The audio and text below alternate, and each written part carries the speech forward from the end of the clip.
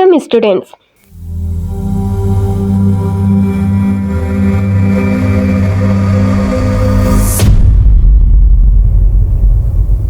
முதலாம் அலகு நுண்ணங்கிகளின் முக்கியத்துவம். சரி பிள்ளைகள், இன்னைக்கு நாங்கள் பார்க்க போகிறோம் நுண்ணங்கிகள்னா என்ன. சரியா? இப்போ நுண்ணங்கிகள் என்றால் என்ன அப்படின்னு பார்க்க போட்டு பாருங்க, நாங்கள் சின்ன வகுப்புகளை படிச்சிருப்போம். நுண்ணங்கி என்று சொல்கிறது நம்மளோட வெற்று கண்களுக்கு புலப்படாத அங்கிகளை தான் நாங்கள் நுண்ணங்கிகள்னு சொல்லுவோம். சரியா? ஆனால் இங்கே பாருங்க, இங்கே தந்திக டெஃபினிஷனில் என்ன ஒரு 2 பாயிண்ட்ஸை எட் பண்ணியிருக்காங்க. ஏன்டா நீங்கள் இப்போ தரமெட்டிக்குரியதாக இருக்கிறதால. இப்போ பாருங்க பிள்ளைகள், நுண்ணங்கிகள் என்றால் என்ன அப்படின்னு பார்த்தீங்கன்னா, நுண்ணங்கிகள்ன்றது ஒரு தனிக்களம் அல்லது பல களங்களை கொண்டதாக காணப்படுறதும், தனித்து காணப்படும் போட்டு வெறும் கண்களால் தெளிவாக புலப்பட முடியாத, வெறும் கண்களால் தெளிவாக பார்க்க முடியாத அங்கிகளை தான் நாங்கள் நுண்ணங்கிகள்னு சொல்லுவோம். சரியா?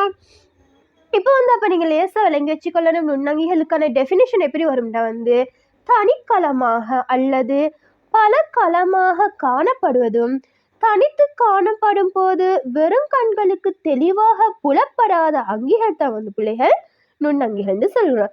அந்த டெஃபினிஷன் உங்களுக்கு அழகா கீழே டாக்கா காட்டியிருக்காங்க. டாக்கா என்ன செஞ்சுக்காங்க, காட்டியிருக்காங்க. சரியா? அதை நீங்கள் என்ன செஞ்சுக்கொள்ளுங்க, அண்டர்லைன் பண்ணியோ அல்லது ஸ்டார் மார்க் போட்டை வச்சுக்கொள்ளுங்க. இது ஷுவராக உங்களோட எக்ஸாமுக்கு வர ஒரு கொஷனாக காணப்படுது. நீங்கள் அதுக்கு இவ்வாறு தெளிவாக என்ன செய்யணும்னா விளக்கம் கொடுக்க வேண்டும். சரி பிள்ளைகள், இப்போ நுண்ணங்கிகளை நாங்கள் பார்க்கப்பட்ட நுண்ணங்கிகளை எங்களுக்கு என்ன செய்யணும்னா 2 பிரிக்கிறாங்க. எப்படின்னா அவங்களுக்கு ஃபர்ஸ்ட் பந்தியில ஃபர்ஸ்ட் பேராகிராஃப்லேயே உங்களுக்கு தந்திருக்காங்க. வெறும் கண்களுக்கு தெளிவாக புலப்படும் அங்கிகளும் இருக்கு, வெறும் கண்களுக்கு தெளிவாக புலப்படாத அங்கிகளும் இருக்கு. அதாவது தனிக்களமாக அல்லது தனித்து காணப்படுற அங்கிகளை எங்களால் ஒரு நாள் என்ன செய்யறாது, வெறும் கண்களால் பார்க்க முடியாது. சரியா? இதுதான் எனக்குள்ள விஷயம். சரி பிள்ளைகள், இப்போ நீங்கள் நுண்ணங்கியோட அவதானிக்கணும்டா, அதை நீங்கள் எப்படி அவதானிக்கலாம், எவ்வாறு பார்க்கலாம் அப்படின்ற ஒரு விளக்கத்தை இந்த ஃபர்ஸ்ட் ப்ராக்டிக்கல் உங்களுக்கு சொல்லுது. சரியா? சரி பிள்ளைகள், இந்த ஃபர்ஸ்ட் ப்ராக்டிக்கலை நான் வாசிக்கல, நான் அதுக்குள்ள இருக்கிற விஷயத்தை மட்டும் சொல்றேன். சரியா?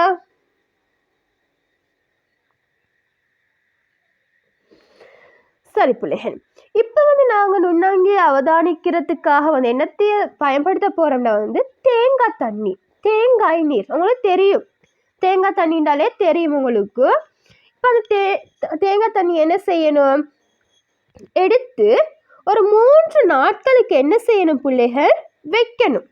மூடி வைக்கிறதா இல்லை, திறந்த நிலையில வைக்க போறீங்க. சரியா? பிறகு 3 நாளைக்கு பிறகு என்ன செய்ய போறீங்க, அந்த தேங்காய் தண்ணியை நீங்க என்ன செய்ய போறீங்க, எடுத்து அதுல ஒரு துளியை என்ன செய்யணும், நீங்க வலிக்கையில கண்ணாடி வலிக்கின் மீது என்ன செய்யணும், வைக்கணும். சரியா பிள்ளைகள்? வச்சதுக்கு பிறகு நீங்க என்ன செய்யணும்னா மூடி துண்டால மூடி கொள்ளணும். சரியா? மூடினதுக்கு பிறகு அந்த வலிக்கையை என்ன செய்ய போறீங்கன்னா ஒளி நுணுக்கு காட்டியில நீங்க வச்சு, அது தாழ்வாழு உயர்வாழுன்னு இருக்கு. அதுல தாழ்வாழின் கீழே நீங்க என்ன செய்யணும், அவதானிக்கணும். சரியா பிள்ளைகள்? இப்ப நீங்க இதை எங்களுக்கு ப்ராக்டிக்கல் மூலமாக காட்டலான்றதால நீங்க எங்க ஸ்கூல்ல உங்களுக்கு டீச்சர் இதை செய்வாங்க. அந்த டைம்ல நீங்க என்ன செய்யுங்க, எல்லாரும் டீப்பா பார்த்து கொள்ளுங்க. அதுல நீங்க அவதானிப்பீங்க. எப்படின்னா அதை நீங்க அவதானிக்கப்பட்ட எப்படி அதோட அவதானம் இருக்கும்டா பாருங்க பிள்ளைகள். நீங்க தேங்காய் தண்ணியை சும்மா பார்க்க போறவங்களோட கண்ணுக்கு அந்த நுண்ணங்கிகள் எதுவுமே தெரியாது, அது ஒரு தேங்காய் தண்ணியா தான் இருக்கும். நீங்க நுணுக்கு காட்டில வச்சு பார்க்க போறவங்களுக்கு தெரியும், உங்களோட கண்களாலேயே பார்க்க முடியாத உயிர் அங்கிகளை நீங்க நுணுக்கு காட்டின் கீழே என்ன செஞ்சிருப்பீங்க பிள்ளைகள், அவதானிச்சிருப்பீங்க. சரியா? அப்படி நீங்க அவதானிக்க போட்ட காற்று நுண்ணங்கி தான் என்னென்ன சக்ரோமைசிஸ் சக்ரோமைசிஸ்ன்ற வந்து ஒரு பூஞ்சன வகையை சேர்ந்த மதுவம். சரியா பிள்ளைகள்? பூஞ்சன வகையை சேர்ந்த மதுவத்தை தான் நாங்கள் சொல்கிறோம் சக்ரோமைசிஸ். இந்த தேங்காய் தண்ணியில காணப்படுற பூஞ்சன வகையான அது இருக்கிற காணப்படுற மதுவம் எதுன்னா வந்து அதுக்குரிய பெயர் தான் புள்ளிகள் சக்ரோமைசிஸ். சரி புள்ளிகள், வந்து அண்டர்லைன் பண்ணி காட்டுறவங்களுக்கு நீங்கள் அண்டர்லைன் பண்ணி வச்சுக்கொள்ளுங்க. சரியா? இது வந்து ஒரு பூஞ்சன வகையை சேர்ந்த மதுவம் ஆகும். சரியா பிள்ளைகள்?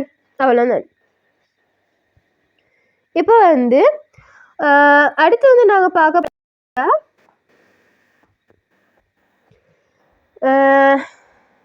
இப்போ வந்து நுண்ணங்கிகளை வந்து எங்களுக்கு வந்து பல்வேறுபட்ட சூழல்களை வந்து என்ன செய்யலும் காண முடியதாக காணப்படும். எந்தெந்த சூழல்ல உங்களுக்கு காண பிள்ளைகள் வந்து வளிமண்டலம், நீர், மண், அங்கிகளோட உடல்ல காணப்படும். உடலோட மேற்பரப்புலையும் காணப்படும், உடலின் உள்ளே வந்து என்ன செய்யப்படும் காணப்படும். அது மாத்திரம் இல்லாம பிள்ளைகள் பாதகமான சூழல்களையும் காணப்படக்கூடியதாக காணப்படுது. பாதகமான சூழல்கள்னு சொல்றது என்னென்ன பிள்ளைகள்? பனிமலை, பாலைவனம், சமுத்திரங்களோட அடிப்பகுதியில, வெந்நீர் ஊற்றுக்கள்ல, சதுப்பு நிலங்கள்ல வந்து என்ன செய்யலாம் எங்களுக்கு இந்த நுண்ணங்கிகளை வந்து காணக்கூடியதாக காணப்படும். சரியா? இதெல்லாம் வந்து நுண்ணங்கிகள் உயிர் வாழத்தக்க ஆற்றல் கொண்ட சூழலாக காணப்படுது. புலிகள் இன்னொரு விஷயம் என்னன்னா, எங்களுக்கு நுண்ணங்கிகள் பல்வகையுமே காணலாம். சரியா? நுண்ணங்கிகளை வந்து எங்களுக்கு வந்து ஒன்றுக்கொண்டு வேறுபடுத்தி கொள்ளக்கூடியதாக இருக்கு. எவ்வாறுன்னா, நுண்ணங்கிகளை வந்து உருவவியல் மற்றும் போசனை முறைகளுக்கு ஏற்ப என்ன செஞ்சுக்கலாம், எங்களால் வந்து வேறுபடுத்தி கொள்ளலாம், ஒன்றுக்கொண்டு வேறுபடுத்தி கொள்ளலாம். சரியா பிள்ளைகள்? அதே நான் உங்களுக்கு அண்டர்லைன் பண்ணி காட்டிக்கொள்கிறேன். நீங்கள் வந்து என்ன செய்யுங்க, புக்கில் வந்து அண்டர்லைன் பண்ணி வச்சுக்கொள்ளுங்க. ஏன்னா உங்களுக்கு இலகுவாக இருக்கும். நுண்ணங்கிகள் எங்கே காண முடியும்னா வந்து வளிமண்டலம், நீர், மண், அங்கிகளோட உடலின் மீது, உடலின் உள்ளேயும் வந்து காணலாம். அது மாற்றம் இல்லாமல் பொருத்தமற்ற சூழலான ஒரு பாதகமான சூழலான பனிமலை, பாலைவனம், சமுத்திரங்கள்ல வந்து அடுத்த அடிப்பகுதியில், வெந்நீர் ஊற்றுக்கள்ல, சதுப்பு நிலங்களை வந்து என்ன செய்யலாம் உங்களுக்கு காணலாம். சரியா பிள்ளைகள்? இவ்வளோ விஷயம். அடுத்தது வந்து என்ன சொல்றாங்க, இப்போ உங்களுக்கு சொல்றாங்கன்னா வந்து நுண்ணங்கிகளை வந்து உங்களுக்கு சொல்றாங்க. இதெல்லாம் நுண்ணங்கிகள்னு உங்களுக்கு சில எக்ஸாம்பிள்ஸ் வந்து தாராங்க.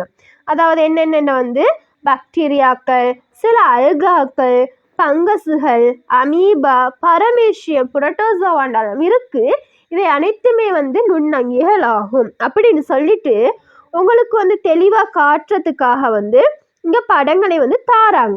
பாக்டீரியா எப்படி காணப்படுது, மதுவம் எவ்வாறு காணப்படுது, கிளாமிடோமோனாஸ் எப்படி காணப்படுது. கிளாமிடோமோனாஸ்ன்றது வந்து ஒரு அல்கா. சரியா பிள்ளைகள்? இந்த பூஞ்சனம் நீங்கள் ஆல்ரெடி பூஞ்சனம் கண்டிருப்பீங்க. ஏன்னா வீடுகளில் உங்களுக்கு தெரியும், பழைய பான்கள்ல வந்து பூஞ்சனம் பிடிச்சி போய் கண்டிருப்பீங்க. அந்த பூஞ்சனங்களை நீங்கள் ஆகவே வெறும் கண்களால் பார்க்கக்கூடியதாக இருந்திருக்கும். இந்த அமீபா, பரமேசியம் எல்லாம் வந்து என்ன பிள்ளைகள் நுண்ணங்கிகளுக்கு உதாரணங்களாக எங்களுக்கு எடுத்து காட்டக்கூடியதாக காணப்படுது. சரியா பிள்ளைகள்? அடுத்தது ஒரு முக்கியமான ஒரு நுண்ணங்கிண்டு கூட்டத்துக்குள்ள கருதப்படுற ஒன்று தான் பிள்ளைகள் வந்து வைரஸ். இப்போ வந்து நுண்ணங்கி இந்த கூட்டத்துக்குள்ள நாங்கள் வைரஸை கருதினாலும் பிள்ளைகள் வந்து இந்த வைரஸ் வந்து உயிருள்ள இயல்பை காட்டக்கூடியதாக இருக்கு, உயிரற்ற இயல்பை வந்து காட்டக்கூடியதாக இருக்கு. இதனால வந்து உயிருள்ள பொருளா இல்லது உயிரற்ற பொருளா ஒரு நுண்ணங்கியா அப்படின்ற விஷயம் வந்து இன்று வரைக்குமே வந்து ஒரு தீர்மானத்தை எடுக்கக்கூடிய முடியாத ஒரு நுண்ணங்கியாகத்தான் வைரஸ் காணப்படுது. அதனால வந்து இன்றைக்கு வரைக்குமே வந்து அதுக்கான தீர்மானம் வந்து எடுக்க முடியாம காணப்படுது. சரியா? இந்த வைரஸுக்களை வந்து எங்களுக்கு பிள்ளைகள் இலத்திரன் நுணுக்கு காட்டினூடாக காணப்படும். பிள்ளைகள் உங்களுக்கு தெரியாது, நுணுக்கு காட்டின்னு சொல்ல போட்டு வந்து 2 வகையான நுணுக்கு காட்டிருக்கு. ஒன்று வந்து ஒளி நுணுக்கு காட்டின்னு சொல்லுவோம், இன்னொன்று இலத்திரனியல் நுணுக்கு காட்டின்னு சொல்லுவோம். சரியா? பொதுவாக வந்து இலத்திரனியல் நுணுக்கு காட்டில நாங்கள் வந்து உயிரற்ற பொருட்களை வந்து பார்க்கக்கூடியதாக காணப்படும். ஏன்னா அதில் உயிரற்ற பொருட்களை தான் நாங்கள் பொதுவாக அவதானிப்போம். சரியா பிள்ளைகள்? நீங்கள் வந்து மேல் வகுப்புகள் வந்து தெளிவாக படிப்பீங்க. அடுத்தது பிள்ளைகள் வந்து என்ன விஷயம்னா வந்து இந்த நுண்ணங்கி வந்து வந்து அவதானிக்கிறதுக்கு வந்து ஒரு நுணுக்குக்காட்டு கண்டுபிடிக்கப்பட்டிருக்கும். அந்த நுணுக்குக்காட்டு கண்டுபிடிச்சதுக்கு பிறகு தான் இந்த நுண்ணங்கிகளை பற்றின ஒரு தெளிவு வந்து எடுக்கப்பட்டு அதை பற்றின விவரங்கள் வந்து உங்களுக்கு வந்து விளக்கப்பட்டுச்சு. சரியா பிள்ளைகள்? இப்போ வந்து நுண்ணங்கிய டெஸ்ட்டுக்கு யார் அவதானிச்சாரு அப்படின்னு பார்த்தீங்கன்னா, முதலாக 1674 வந்து என்டன் வான் லீவன்ஹூக் என்பவர் வந்து நெதர்லாந்தை சேர்ந்த ஒரு விஞ்ஞானி. இவர் தான் வந்து முதலாக வந்து எளிய ஒளிநுகு காட்டியை பயன்படுத்தி இந்த நுண்ணங்கியை கண்டறிஞ்சு இருக்காரு. சரியா பிள்ளைகள்? அது உங்களுக்கு அழகா தந்து இருக்கு.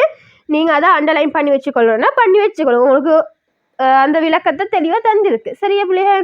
இப்போ வந்து நுணுக்கு காட்டி கண்டுபிடிக்கப்பட்டதுக்கு பிறகு தான் வந்து நுண்ணங்கிகள் தொடர்பான ஆய்வுகளும் தொழில்நுட்பம் தொடர்பான ஆய்வுகளும் வந்து உங்களுக்கு என்ன செய்யப்பட்டுச்சு? விளக்கப்பட்டுருச்சு. சரியா? அப்போ வந்து உங்களுக்கு தெரிஞ்சுக்கொள்ளணும், நுண்ணங்கியை வந்து கண்டுபிடிச்சது யாருன்னா வந்து என்டன் வான் லீவன்ஹூக். சரியா பிள்ளைகள்? எத்தனாம் ஆண்டு? 1674. சரி, இந்த விஷயம் கரெக்டாக நீங்கள் தெரிஞ்சு வச்சுக்கணும். இது உங்களுக்கு எக்ஸாமுக்கு வரக்கூடிய ஒரு கொஷனாக காணப்படுது. சரியா? சரி பிள்ளைகள், இப்போ நுண்ணங்கிகள் நாங்கள் எடுக்கல. நுண்ணங்கிகளால் வந்து பிரதிகூலங்களும் இருக்கு, அனுகூலங்களும் இருக்கு. சரியா? அனுகூலம் இருக்கிற மாதிரியே பிரதிகூலமும் இருக்கு. சரியா? இப்போ நாங்கள் பார்க்க போகிறோம் நுண்ணங்கியால் ஏற்படுற பாதிப்புகள். இப்போ பாதிப்புகள் நாங்கள் பார்க்க போட்ட பிள்ளைகள், நுண்ணங்கிகளால் வந்து மனிதனுக்கும் பாதிப்பு ஏற்படும், விலங்குகளுக்கும் பாதிப்பு ஏற்படுது, தாவரங்களுக்கும் பாதிப்பு ஏற்படுது, அதே வகையில் உணவுகள்லையும் வந்து பாதிப்பு அடையுது. இப்போ நாங்கள் பார்க்க போகிறது எதுண்டா, உணவுல வந்து எவ்வாறு பாதிப்பை ஏற்படுத்துது அப்படின்னு ஒரு விஷயத்த நாங்கள் பார்க்க போகிறோம். சரியா பிள்ளைகள்? இப்போ உணவு எடுத்துக்கிட்ட வந்து உணவுல வந்து சில நுண்ணங்கிகள் வந்து என்ன செய்யுதுன்னா வந்து வளர்ச்சி அடையுது, தொற்றுதலுக்கு உள்ளாகுது. அதனால வந்து உணவுல வந்து ரசாயன மாற்றங்கள் ஏற்படுது. இந்த ரசாயன மாற்றங்களின் காரணமாக நுகர்வுக்கு ஏற்றதாக இல்லாம போகுது, பொருத்தமற்றதாக காணப்படுது. சரியா? இப்ப வந்து அப்படி பொருத்தமற்றதாக காணப்படுறதால என்ன செய்யுது? உணவுகள் நுகர்வு செய்யப்படுதில்லை. இது வந்து ஒரு பெரும் பாதிப்பாக காணப்படுது. சரியா பிள்ளைகள்?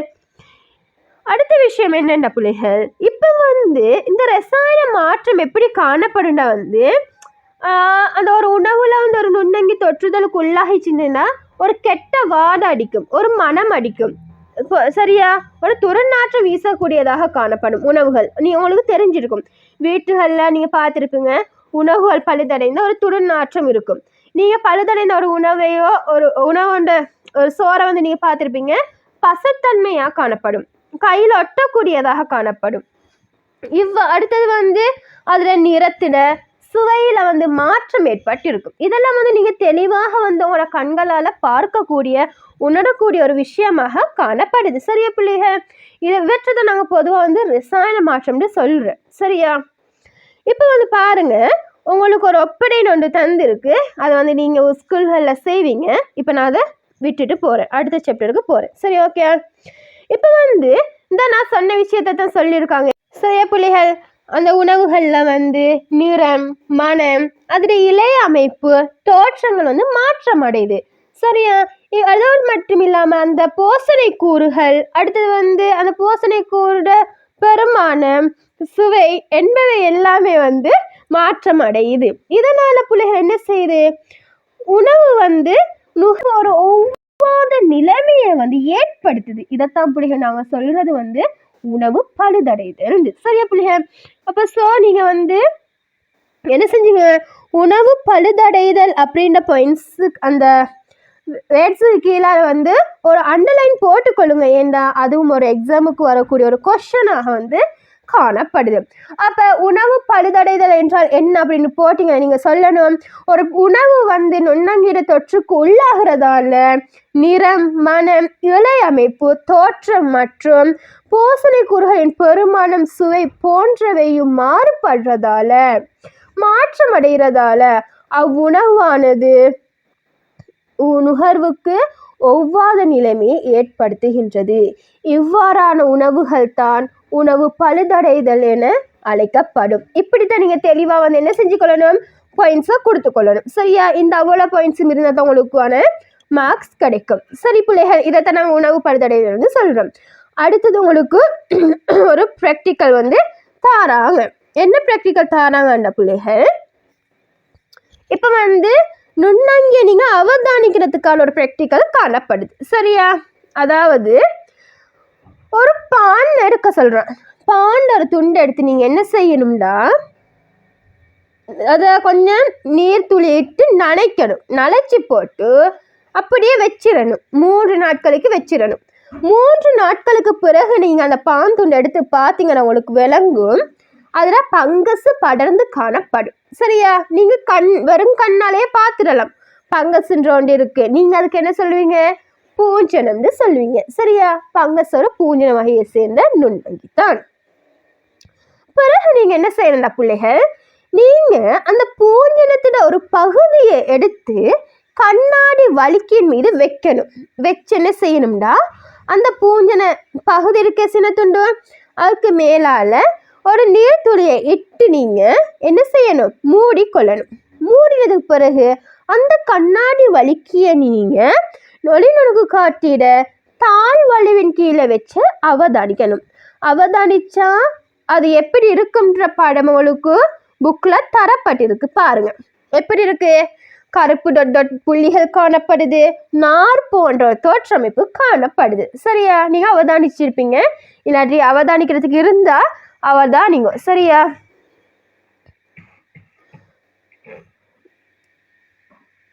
இப்ப பாத்துண்ட பாத்தீங்க எப்படி நான் சொல்லிக்கிற மாதிரி அந்த புக்லயும் சொல்லியிருக்காங்க, கருப்பு நிறமாக நுண்ணிய நார் போன்ற கட்டமைப்பு கொண்டிருக்கும் அப்படின்னு. இப்படி இருந்துச்சுன்னா என்ன, பான் பழுதடைவதற்கு காரணம், பழுதடைவதற்கு காரணமாக எது இருக்கு, பங்கஸ் காணப்படுது. சரியா? பதார்த்தங்களிட நுண்ணங்கிகள் வளர்றதால அந்த உணவுப் பொருட்கள்ல நுண்ணங்கிகள் வளர்றதால அந்த நுண்ணங்கிகளோட பதார்த்தங்கள் என்ன செய்யுது, உணவுல கலக்குது. இதனால அந்த உணவு என்ன செய்யுது, கெட்டு போகுது. அப்ப உங்களுக்கு தெரியும், நுண்ணங்கியோட தொற்றுதலுக்கு உணவு பட்டுச்சுண்ட என்ன செய்யும், உணவு பழுதடைஞ்சிடும். சரியா பிள்ளைகள்? ஏண்டா பிள்ளைகள், அந்த நான் சொன்ன விஷயம் தான் என்னன்னா, உணவோட பண்புகள் மாற்றம் அடையுது. அது மட்டும் இல்லாம நுண்ணங்கிகள் அந்த உணவுல தொழிற்பட்டுச்சுண்டா என்ன பிள்ளைகள் நடக்கும், நுண்ணங்கிகள் தொழிற்பட்டுச்சுண்டா அதால சில பதார்த்தங்கள் உற்பத்தி செய்யப்பட போகுது. அந்த பதார்த்தங்கள் உணவுல என்ன செய்யும், சேரும். அதனால தான் என்ன செய்யுது, உணவு பழுதடைகிறது. சரியா பிள்ளைகள்? இப்போ நீங்க நுண்ணங்கிய அவதானிச்சிட்டீங்க. என்ன செய்றீங்க, நுண்ணங்கிய அவதானிச்சிட்டீங்க. இப்ப நுண்ணங்கி எப்படி தொழிற்படுது, நுண்ணங்கி எப்படி தொழிற்படுன்ற விஷயத்தை நீங்க பார்க்கறதுக்காக உங்களுக்கு அடுத்த ப்ராக்டிக்கல் தரப்பட்டிருக்கு. சரியா பிள்ளைகள்? என்னென்ன பிள்ளைகள் உங்களுக்கு தேவைப்படுறது என்னென்னா, ஒரு 2 தேக்கரண்டி சீனி, அடுத்து ஈஸ்ட்னா உங்களுக்கு தெரியும், வீடுகளில் பயன்படுத்துகிற ஒரு பொருள் தான் ஈஸ்ட்ன்னு சொல்கிறது. ஈஸ்ட்ன்றது மதுவத்துக்கு தான் சொல்கிறேன். சரியா பிள்ளைகள்? அப்போ இந்த சீனியையும் ஈஸ்ட்டை நீங்கள் என்ன செய்யணும்னா, ஃபஸ்ட்டு கலக்கணும். 2 தேக்கரண்டி சீனிக்கு 500 மில்லிலிட்டர் நீரை இட்டு கரைத்து கொள்ளுங்கள்னு சொல்கிறாங்க. கரைச்சி கொள்ளணும். சரியா? கரைச்சதுக்கு பிறகு என்னென்ன பிள்ளைகள், அதை கொஞ்சம் நேரம் விடணும். கொஞ்சம் நேரம் விட்டதுக்கு பிறகு அவதானிச்சு பார்த்தீங்கன்னா எப்படி இருக்கும். சரியா? அவதானிங்க. அதுக்கு பிறகு என்ன செய்யுங்க, அந்த நீர் கரைசலை நீங்கள் என்ன செய்யணும், அந்த ஒரு ஒரு போத்தலுக்குள்ள அல்லது ஒரு முகவைக்குள்ள போடணும். போட்டதுக்கு பிறகு திறந்த முனையில என்ன செஞ்சிடறீங்க, பெலூன் ஒன்றை பொருந்தி கொள்ளணும். அதுக்கு பிறகு 20 நிமிஷத்துக்கு பிறகு அதை நீங்க அவதானிச்சிங்கன்னா அதுல தொழிற்பாட்டு இலகுவாக விளங்கி கொள்ளலாம். சரி, நான் இதை நல்லாவே ஷார்ட்டா டீப்பா விளக்குறேன், பார்த்துக்கொள்ளுங்க பிள்ளைகள். நீங்க 20 நிமிஷத்துக்கு பிறகு கழிச்சு பார்த்தீங்கன்னா நீங்க எதனா அவதானிப்பீங்கன்னு பார்த்தீங்கன்னா பிள்ளைகள், அந்த நீர் கரைசல் இருக்குமே, அந்த நீர் கரைசலுக்கு மேலால நுரை காணப்படும். இது ஒரு அவதானிப்பு. அடுத்தது நீங்க போத்தலை தொட்டு பார்த்தீங்கன்னா கொஞ்சம் வெப்பமாக காணப்படும், கொஞ்சம் எப்படிக்கும் வெப்பமாக காணப்படும். இது 2வது அவதானிப்பு. 3வது அவதானிப்பீங்க என்னண்டா, நீங்க திறந்த முனையில் ஒரு பெலூனை பொறுத்துனீங்களா, அந்த பெலூன் என்ன செஞ்சிருக்கும், விரிவடைஞ்சு காணப்படும். இது 3வது அவதானிப்பு. சரியா? அப்ப நான் சொல்றேன் நீங்க என்ன நடந்திருக்குன்னா பிள்ளைகள், இப்போ ஒரு தொழிற்பாடு ரசாயன மாற்றம் நடக்குதுண்டா, அங்க ஒரு தொழிற்பாடு நடக்குதுண்டா, அங்க ஒரு சக்தி பிறப்பிக்கப்படும். அந்த சக்தி தான் வெப்ப சக்தி. அந்த வெப்ப சக்தி பிறப்பிக்கப்படுறதன் காரணமாக தான் என்ன செய்து இந்த போத்தல் என்ன செஞ்சிருக்கும், வெப்பமடைஞ்சு இருக்கும். சரியா பிள்ளைகள்? 2வது, அந்த பெலூன் விரிவடைந்து இருக்கு. ஏன் பெலூன் விரிவடைஞ்சுன்னா பிள்ளைகள் பாருங்க, அங்கு ஒரு ரசாயன தொழிற்பாடு நடக்குது. சரி, அந்த மதுவத்தின தொழிற்பாட்டு நான் என்ன செய்யணும் பிள்ளைகள், ஒரு வாயு உற்பத்தி செய்யப்படும். அந்த வாயு தான் பிள்ளைகள் என்னன்னா கார்பனீர் ஆக்சைடு. சரியா? இந்த கார்பனீர் ஆக்சைடு உற்பத்தி செய்யப்படுவதன் விளைவாகவே அந்த பெலூன் என்ன செய்யுது, விரைவடையுது. இன்னொரு அவதானம் நீங்க அவதானிப்பீங்க என்னன்னா, ஒரு மதுசார வாசம், ஒரு அல்கோஹால் வாசம் உங்களுக்கு வீசும். அது எப்படின்னா பிள்ளைகள், நீங்க பாருங்க, அந்த மதுவன் தொழிற்பட போட்ட எத்தைல் அல்கோஹால் ஒரு ரசாயன பொருள் அவங்களுக்கு என்ன செய்யுது, உற்பத்தி செய்யப்படும். எத்தைல் அல்கோஹால் உற்பத்தி செய்யப்படுவதன் விளைவாகத்தான் என்ன செய்யுது, ஒரு அல்கோஹால் வாசம், ஒரு மதுசாரத்திட மனம் உங்களுக்கு உணரக்கூடியதாக காணப்படுது. அப்ப பிள்ளைகள் நீங்க அண்டர்லைன் பண்ணி வச்சுக்கொள்ளணும். சரியா? கட்டாயம் அண்டர்லைன் பண்ணி வச்சுக்கொள்ளணும். ஏண்டா இது உங்களுக்கு எக்ஸாமுக்கு இந்த ப்ராக்டிக்கலை கேட்டு வரக்கூடியதாக இருக்கும். நீங்கள் இந்த ப்ராக்டிக்கலை என்ன அவதானிச்சிங்கன்னா, ஒரு மனத்தை அவதானிச்சிங்க, மதுசாரத்தினுடைய மனத்தை அவதானிச்சிங்க. அடுத்தது முகவை சிறிதளவு வெப்பமடைஞ்சு காணப்பட்டுச்சு. சரியா? அடுத்தது நீர்க்கரைசல்ல நுரை தோன்றி இருந்துச்சு. சரியா? அடுத்தது என்ன, பெலூன் என்ன செஞ்சிருந்துச்சு, விரிவடைந்து காணப்பட்டுச்சு. பெலூன் விரிவடைந்து காணப்பட்டுச்சு. சரியா? நீல கலரால மார்க் பண்ணினது எல்லாமே என்னது, அவதானம். சரியா? இப்ப நான் இன்னொரு கலரால மார்க் பண்றேன் பிள்ளைகள். அது என்னன்னா அதுக்கான காரணங்கள். சரியா? அதுக்கான காரணங்கள் என்னென்ன பிள்ளைகள், இந்த அல்கோஹால், எத்தைல் அல்கோஹால் உருவாகிறதால தான் என்ன செய்யுது, இந்த மனம் எங்களுக்கு மதுசார அல்கோஹால் வாசம் வருது. அடுத்தது, இந்த வாயு கார்பனீர் ஆக்சைடு வாயு உற்பத்தி செய்யறதால என்ன நடக்குது பிள்ளைகள், பெலூன் விரிவடையுது. சரியா? காரணமாகும். சரியா? அவ்வளோதான். சரி பிள்ளைகள், அடுத்த விஷயத்தை பார்ப்போம். நாங்கள் அடுத்த விஷயம் என்னென்ன பிள்ளைகள், அதான் சொன்னேன் நான், வீடுகளில் பேக்கரிகள் எல்லாம் வெதுப்ப உற்பத்திகளுக்கெல்லாம் என்னது செய்வாங்க, இந்த ஈஸ்ட், இந்த மதுவத்தை யூஸ் பண்ணுவாங்க. ஏன் யூஸ் பண்ணுறாங்கண்டா, இதை நீங்கள் ஈஸ்ட்டை போட்டு வச்சிங்கன்னா வெதுப்பக உணவு பண்ணங்களில் நீங்கள் ஈஸ்ட்டை போட்டு வச்சிங்கன்னா என்ன செய்யும், அங்கே நாங்கள் பார்த்தோமே அதே கார்பனீர் ஆக்சைடு உற்பத்தி ஆகும், அதே அல்கோஹால் உற்பத்தி ஆகும். கார்பனீர் ஆக்சைடு வாயின் காரணமாக என்னத்தான் செய்யும், இந்த பானாக இருக்கணும், பனி சாய்க்கணும், என்ன செய்யும், மென்மை தன்மையை அடையும். சரியா? இதனால என்ன செய்யும், மாக்கலவை என்ன செய்யும், பொங்கும். இதைத்தான் நாங்கள் என்ன சொல்றது, மாக்கலவை பொங்குதல்னு சொல்லுவோம். மாக்கலவை பொங்குதல்னு சொல்லுவோம். சரியா? அண்டர்லைன் பண்ணிக்கொள்ளுங்க. இப்போ கார்பனீர் ஆக்சைடு உருவாகிறதால உற்பத்தி ஆகிறதால என்ன பிள்ளைகள், இந்த மென்மைத்தன்மை அடையுது, மாக்கலவை பொங்குது. அதே மாதிரி இங்கே எத்தைல் அல்கோஹாலுக்கு பதிலாக என்ன செய்யும், எத்தனால் உருவாகும். இந்த எத்தனால் உருவாகிச்சுன்னா பிள்ளைகள் இந்த எத்தனால் என்ன செய்வாங்க, வெதுப்பு போது பேக்கிங் பண்ண போட என்ன செய்யணும் வந்து இந்த எத்தனால் வந்து ஆவியாகி வெளியேறிடும். பிள்ளைகள் தெரிஞ்சுக்கொள்ளுங்க, வெதுப்பக உணவுகள்லையும் பார்க்கப்பட்ட ஈஸ்ட் பயன்படுத்துவாங்க. இதனால வந்து கார்பன் டை ஆக்சைடு மெத்தனால் உற்பத்தி செய்யப்படும். கார்பன் டை ஆக்சைடு வாயோட தன்மையால தன் பிள்ளைகள் என்ன செய்துன்னா வந்து பனிஸாக இருக்கட்டும், பானாக இருக்க எந்த வெதுப்பக உணவாக இருந்தாலும் மென்மைத்தன்மையை அடையுது. அதுக்கு பிறகு பேக்கிங் பண்ணப்பட்ட எத்தனால் வந்து என்ன செய்யும், ஆவியாகி வெளியேறிடும். சரி, இந்த விஷயத்தை நீங்க விளங்கி வச்சுக்கணும். அடுத்த புள்ளிகள், இந்த நுண்ணங்கிகள் வந்து என்னென்ன புள்ளிகள், இவ்வாறான சூழல்கள்ல வாழக்கூடியது. ஈரழிப்பான உகந்த வெப்பநிலை கீழே சிறந்த pH வீச்சின் கீழெல்லாம் வந்து என்ன செய்யும், நுண்ணங்கி வாழக்கூடியதாக நன்கு வளர்ச்சி அடையக்கூடியதாக காணப்படும். ஆனா பார்த்துருப்பீங்க, சில உணவுகளை வந்து உங்க வீடுகளை பாதுகாக்கிறதுக்காக குளிரூட்டிகளை வைப்பாங்க.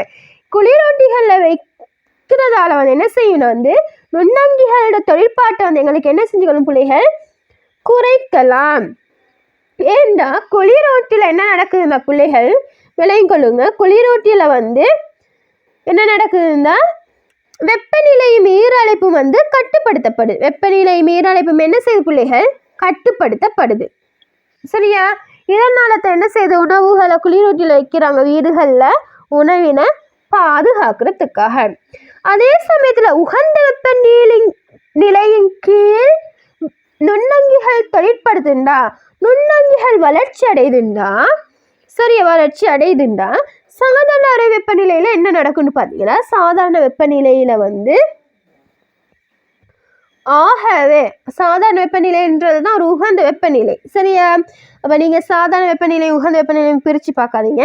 ஏன்னா சாதாரண வெப்பநிலையிலையும் நுண்ணங்கிகளோட தொழிற்பாடு விரைவாக காணப்படுறதால வளர்ச்சி அடையக்கூடியதாக இருக்கிறதால என்ன செய்யணும் வந்து உணவு பதார்த்தங்கள் வந்து விரைவிலேயே பழுதடைந்துடும். சாதாரண வெப்பநிலையின் கீழே விரைவில் வந்து பழுதடையும். சாதாரண வெப்பநிலைன்னு சொல்றது உங்களுக்கு தெரியும், 25°C தொடக்கம் 30°C வெப்பநிலையை தான் நாங்கள் சாதாரண வெப்பநிலை, சாதாரண அறை வெப்பநிலைன்னு சொல்லுவோம். சரியா பிள்ளைகள், உங்களுக்கு தெரியும். அடுத்த விஷயம் என்னென்னா, இந்த நுண்ணங்கிகள் உற்பத்தி செய்கிற பதார்த்தங்களால தான் வந்து உணவுகள் என்ன செய்யுது, பழுதடையுது. உணவுகளோட சுவை மனம் நிறம் எல்லாம் மாற்றம் அடையுதுன்னு சொல்லுவோம். இதை வந்து பிள்ளைகள் உணவுகளோட வகைக்கேற்ப மாற்றம் அடையும், அதோட தொழிற்பாடு வேறுபடும். இப்போ வந்து வெள்ளை கார்போஹைட்ரேட் உணவுகளாக இருந்துச்சுண்டா, வெள்ளம் அதிகமாக கொண்ட ஒரு உணவாக இருந்துச்சுண்டா அங்கு பாக்டீரியாவோட தொழிற்பாடு எப்படி இருக்குன்னா வந்து நொதித்தலாக காணப்படும்.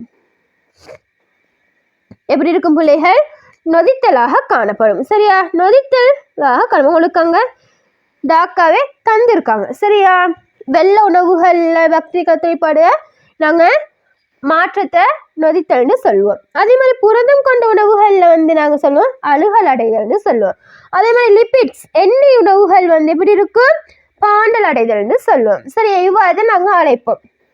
நுண்ணங்கிகளின் தொற்றுக்கு இவ்வாறான உணவுகள் வந்து என்ன செஞ்சிச்சுண்டா, உள்ளாகிச்சுண்டா. சரியா, அடுத்து வந்து நுண்ணங்கிகளோட வளர்ச்சிக்கு வந்து நீர் வந்து ஒரு இன்றியமையாத காரணி ஆகும். நீர் வந்து என்ன, ஒரு இன்றியமையாத காரணி ஆகும். சரியா பிள்ளைகள், அடுத்து வந்து நுண்ணங்கிகளோட வளர்ச்சிக்கு வந்து உவப்பான வெப்பநிலையும் pH பெருமான வீச்சும் ஈரழிப்பும் வந்து என்ன செய்யுது,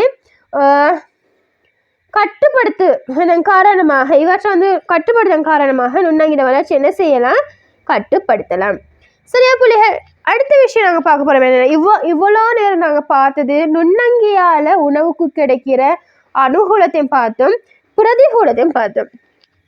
அனுகூலம் என்ன செய்யுது, பூஞ்சனம் போன்றவற்றை ஏற்படுத்துது. சரியா, உணவை வந்து கெட்டு போக வைக்குது, பழுதடைய செய்யுது. அதே டைமில் அதே நுண்ணங்கி என்ன செய்யுது, வெதுப்பக உணவுகளில் வெதுப்பக உணவு உற்பத்திக்கும் வந்து பயன்படுத்தப்படுது. சரியா பிள்ளைகள், சரி, அடுத்து நாங்கள் மனிதனுக்கு எவ்வாறு பாதிப்பை ஏற்படுதுன்ற ஒரு விஷயத்தை நாங்கள் என்ன செய்ய போகிறோம்ல பார்க்க போகணும். மனிதனுக்குமே அது தீங்கு விளைவிக்கக்கூடியதாக தான் காணப்படும். அதாவது மனிதனுக்கு அனுகூலத்தையும் கொடுக்குது, பிரதிகூலத்தையும் கொடுக்குது. எப்படின்னா மனிதன் உடல்களில் தொற்றுக்கை ஏற்படுத்தி மனிதனுக்கு நோய்களை கொடுக்குது. அதே சமயத்தில் மனிதனுக்கு கைத்தொழில் ரீதியான முன்னேற்றம், கைத்தொழில் ரீதி உற்பத்திகளுக்கு உதவி செய்யுது. சரியா?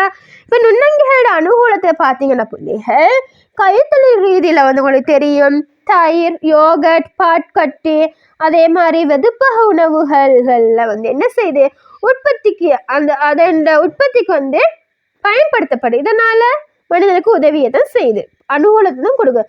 அது மட்டும் இல்லாமல் வினாக்கிரி, மதுசார உற்பத்தி, நிருப்பிரின வெக்ஷன் உற்பத்தி, நுண்ணிற்கொல்லி உற்பத்திகளுக்கு என்ன செய்யுது, உதவி செய்யுது. சரியா பிள்ளைகள்? இப்ப அதே டைம்ல பீடைகளை கட்டுப்படுத்துறதுக்கும் உதவி செய்யுது. தாவர விலங்கு பகுதிகள் இருக்கும், இப்ப செத்து போன விலங்குகள், இறந்த தாவரங்கள் இருக்கும் சூழல்ல, இவைகளை அழுகலடைய செய்யறதுக்கு, சிதைவடைய செய்யறதுக்கு இந்த நுண்ணங்கிகள் என்ன செய்யுது, உதவி செய்யுது. சரியா பிள்ளைகள்?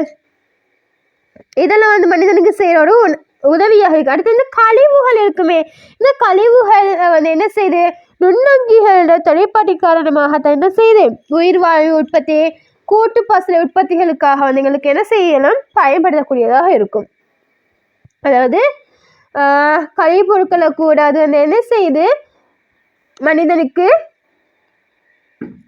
ஒரு பயன்படுத்தக்கூடிய ஒன்றாக மாற்றி தருது. சரியா? இதனால என்ன செய்யுது, சூழல் சமநிலை ஆகுது. சூழல் சமநிலை எங்களுக்கு பேணக்கூடியதாக காணப்படுது. சரியா? இப்போ இந்த நுண்ணங்கிகளால் நாங்கள் பீடைகளை கட்டுப்படுத்துறத எங்களுக்கு சொல்லணும். உயிரியல் கட்டுப்பாடு அதை எங்களால் என்ன செய்யணும் பிள்ளைகள் சொல்லலாம். சரியா? அதையும் மார்க் பண்ணி வச்சுக்கொள்ளுங்க. இப்போ நுண்ணங்கிகளோட பிரதிகூலங்கள்னு சொல்லி தந்திருக்காங்க. இவ்வளவுமே நாங்கள் நாங்கள் பார்த்து தான், உணவுகளை பழுதடைய செய்கிறது, தாவரங்களை தொற்றுக்கள் ஏற்படுத்துறது, அடுத்து தளப்பாடங்களில் தொற்றுக்கள் ஏற்படுது, தளப்பாடங்களில் தொற்றுக்கள், அதாவது உடைகளில் தொற்றுக்கள் எல்லாம் ஏற்படுத்துறது பங்கஸோட வேலையாக தான் இருக்கும். சரியா? அடுத்து முக்கியமாக பார்த்தீங்கன்னா புள்ளிகள் மனிதனுக்கு எப்படி தீங்கு விளைக்கின்ற மனிதனுக்கு நோய்களை ஏற்படுத்துது. இதில் பல நுண்ணங்கிகள் உள்ளாகுது. வைரஸ், பாக்டீரியா, புரோட்டோசோவா, பங்கஸ், இவை அனைத்தும் என்ன செய்யுது, மனிதனுக்கு தீங்க விளைவிக்குது. வைரஸ் எவ்வாறு மனிதனுக்கு தீங்க விளைவிக்குதுன்னா பிள்ளைகள், தடிமேன், போலியோ, எய்ட்ஸ், டெங்கு காய்ச்சல் இவ்வாறான நோய்கள் என்ன செய்யுது, இந்த வைரஸ் ஏற்படுத்துது. பாக்டீரியா என்ன செய்யுது, காச நோயை, தொழு நோயை, நெருப்பு காய்ச்சல் அல்லது டைபாய்டுன்னு சொல்லுவோம், இவற்றையெல்லாம் ஏற்படுத்துது. புரோட்டோசோவா தான் என்ன செய்யுது, மலேரியா, அமீப வயிற்றுளைவு என்பவற்றையும் என்ன செய்யுது, தருது. பங்கஸ் என்ன செய்யுது, தேமல், தோல் அழற்சி என்பவற்றை தருது. உங்களுக்கு தெரியும். சரியா? சரியா பிள்ளைகள்? இதை நீங்கள் என்ன செய்யணும், நன்றாக பாடமாக்கி வச்சுக்கொள்ளணும். உங்களுக்கு எக்ஸாமுக்கு எம்சிக்கு கேள்வியாக இது என்ன செய்யும், வரக்கூடியதாக இருக்கும். இதில் பல நோய்களை தந்து போட்டுட்டு வைரஸால் ஏற்படுற நோய் எது, அல்லது பாக்டீரியாவால் ஏற்படுற நோய் எது, அல்ல புரோட்டோசோவால் ஏற்படுற நோய் எதுன்றவங்களுக்கு கேள்வி கேட்டு வரும் எம்சிக்யூவில். சரியா? ஸோ நீங்கள் வைரஸால் ஏற்படுற நோய் என்ன, பாக்டீரியாவால் ஏற்படுற நோய் என்ன, புரோட்டோசோவால் ஏற்படுற நோய் என்ன, பங்கஸால் ஏற்படுற நோய் என்னன்றதை பாடமாக்கி வச்சு கொள்ளணும் கட்டாயம். சரியா? இந்த உங்களுக்கு படங்களையும் தந்துருக்காங்க, டெங்கு காய்ச்சல் அந்த இதெல்லாம் பார்த்துக்கொள்ளுங்க. சரியா? அதே மாதிரி விலங்குகளுக்கும் பிள்ளைகள் நோய்களை ஏற்படுத்துது. விலங்குகளுக்கு எப்படி நோய்களை பார்த்தீங்களா, நீர்வரப்பு நோய், நீங்கள் சில நோய்களையும் கண்டிருக்கலாம். நீர்வரப்பு நோய், அது வாய்க்குழம்பு நோய், அது சில மாடுகளோட பால் மடிகள்ல மடி அலட்சி ஏற்படுத்தும். அதனால் அது என்ன செய்யணும், வீங்கி காணப்படும், வீக்கத்தை ஏற்படுத்தும். இதெல்லாம் நீங்கள் சம்டைம் உங்கள் அன்றாட வாழ்க்கையிலே நீங்கள் அவதானிக்கக்கூடியதாக காணப்படலாம். அடுத்தது தாவரங்களுக்கு நோய்கள் ஏற்படும். எப்படின்னா இலைச்சொருள் நோய், அதில் குருத்தழுகுற, சித்திர வளைவு நோய் இதெல்லாம் ஏற்படும். அதுக்கான படங்களும் உங்களுக்கு கீழே புக்கில் தரப்பட்டிருக்கு, பார்த்துக்கொள்ளுங்க. சரியா பிள்ளைகள்? அப்போ நீங்கள் இதை ஞாபகம் வச்சு கொள்ளணும். தாவரத்துக்கு எவ்வாறான நோயை ஏற்படுத்துகின்ற நோய்களை தெரிஞ்சு வச்சு கொள்ளணும். சரியா? அடுத்து வந்து பிள்ளைகள் நான் சொன்னேன் தளப்பாடங்கள் உடைகளில் வந்து தொற்றுக்கள் ஏற்படுத்தி அதையும் சேதப்படுத்துது. அதுக்கு பங்கஸ் என்ற நுண்ணங்கீட தொழிற்பட காரணம் சொன்னேன். இந்த அந்த பாயிண்ட்ஸ் உங்களுக்கு தந்திருக்கு. சரியா?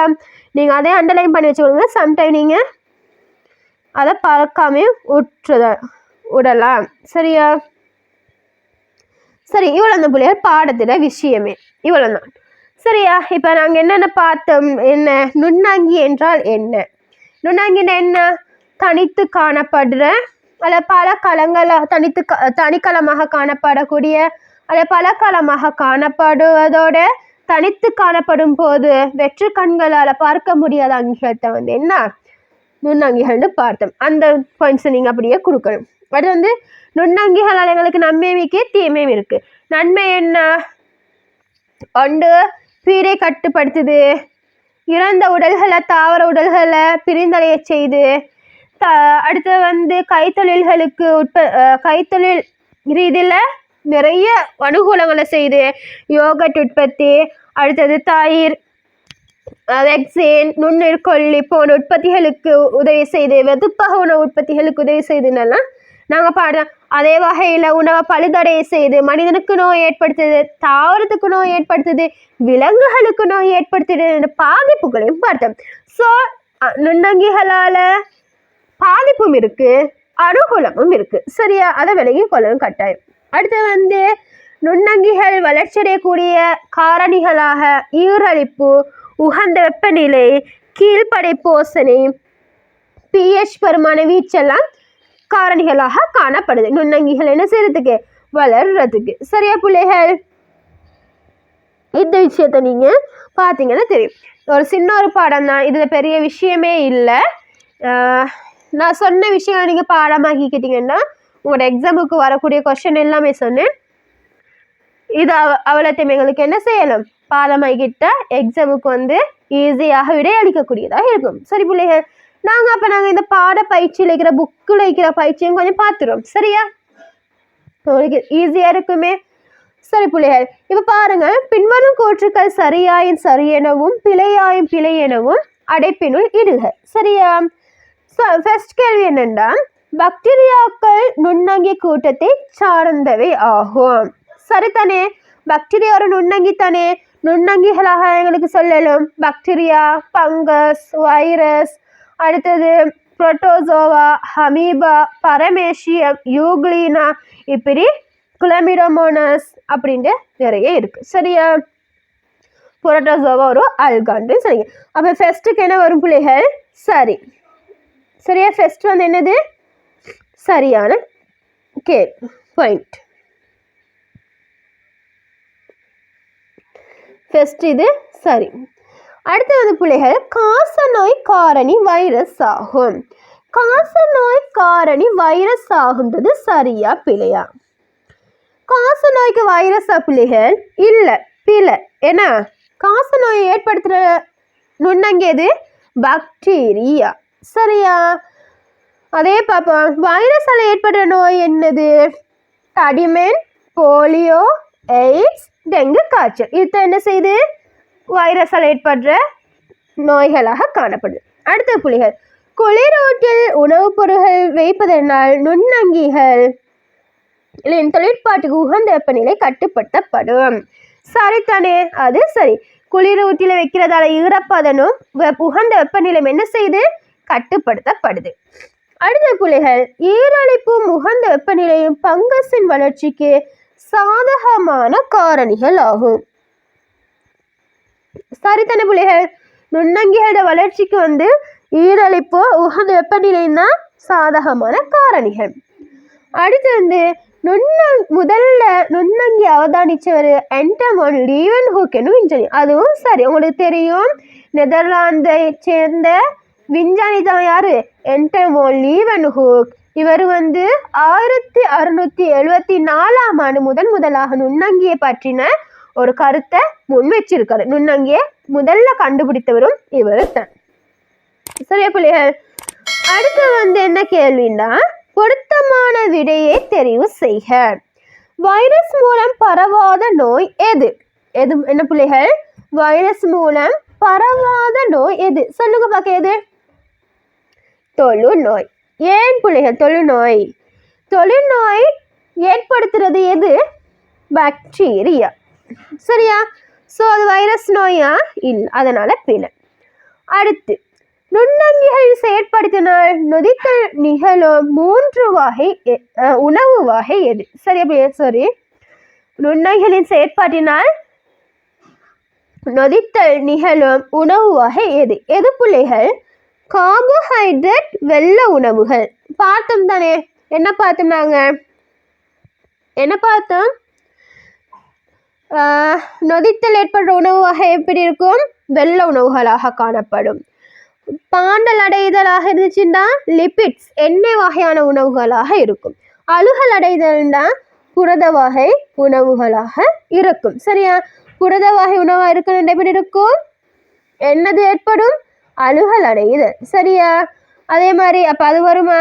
வராது. கொழுப்புணவுகளாக இருந்துச்சுன்னா பாண்டல் அடையும். பணியாரங்கள், பலகாரங்கள் பார்த்துப்பீங்க, வீடுகளில் செய்வாங்க. பணியாரம் கொஞ்ச நாள் வைச்சது பிறகு அது ஒரு பாண்டு தன்மையான ஒரு வாசத்தையும் ஒரு பாண்டு தன்மையாக காணப்படும். சரியா பிள்ளைகள்? அடுத்த கேள்வி என்ன? நுண்ணங்கிகளின் தொழிற்பாட்டிற்கு சாதகமான காரணிகள் சில கீழே தரப்பட்டுள்ளன. பொருத்தமான வெப்பநிலை, ஈரலிப்பு, pH வீச்சு. சரியா? இவை குளிர்சாதனை பற்றி வைப்பதன் மூலம் கட்டுப்படுத்தப்படும் காரணிகள் எதுண்டா? பொருத்தமான வெப்பநிலையும் ஈரலிப்பும் pH தான். சரியா பிள்ளைகள்? அதால அது 4வது. அது தொதல், பணியாரம் போன்ற பலகாரங்களில் நுண்ணங்கிகளின் தொழிற்பாட்டின் காரணமாக பண்பு மாற்றம். இப்பதான் சொன்ன பிள்ளைகள் என்னது? அழுகல் அடைதல். சரியா? சரி, அடுத்த கேள்வியை பார்ப்போம். நுண்ணங்கிகளினால் மனிதன் பெறும் அனுகூலங்களில் ஒன்று என்ன?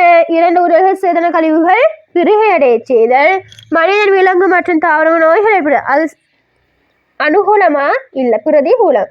உணவு என்பதற்கு உகந்ததல்லதாக மாறுதலும் பிரதிகூலம். உயிரற்ற பொருள்கள் மீது வளர்ந்து பொருளாதார நட்டத்தை ஏற்படுத்துதலும் என்ன செய்து? ஒரு என்னது பிள்ளைகள்? ஒரு பிரதிகூலம். அப்ப ஃபர்ஸ்ட் ஆன்சர். சரியா? அடுத்த பாருங்க, சுருக்கமான விடை தருக. நுண்ணங்கிகள் 5 தருக. என்னென்ன? Virus, bacteria, amoeba, paramecium, euglena, protozoa எல்லாத்தையும் எழுதலாம். நுண்ணங்கிகளின் தொழிற்பாட்டுக்கு அவசியமான காரணிகள் 3 எழுதுகண்டா. ஈரலிப்பு, உகந்த வெப்பநிலை, pH, பெருமான வீச்சு. நுண்ணங்கிகளை பயன்படுத்தி மேற்கொள்ளப்படும் 3 உற்பத்திகளை பெயரிடுகள்னா வெதுப்பக உணவுகள் சொல்லலாம், தயிர், யோகட்டை சொல்லலாம், வெக்சின் உற்பத்தியை சொல்லலாம். அடுத்தது பிள்ளைகள் வெக்சின் உற்பத்தியை சொல்லலாம், நுண்ணீர் கொல்லிகளை சொல்லலாம். அதாவது தும்பு தொழிலுக்கு இது பயன்படுத்தப்படுவதாக காணப்படுது.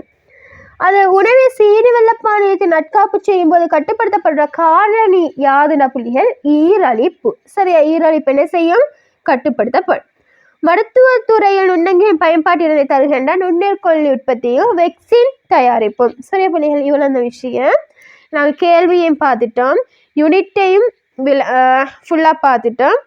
இதோட நான் இந்த வீடியோ முடிச்சு கொள்கிறேன். அடுத்த யூனிட்டுக்கான வீடியோவை அடுத்த யூனிட்டை பற்றின விளக்கத்தை, கேள்விகளை நான் என்ன செய்கிறேன்னா அடுத்த வீடியோவில் போட்டுக்கொள்கிறேன். இதோட என் வீடியோவை முடிச்சுக்கொள்கிறேன். சரியா புள்ளிகள்? பிடிச்ச புள்ளிகள் பார்த்து சப்ஸ்கிரைப் பண்ணிக்கொள்ளுங்க.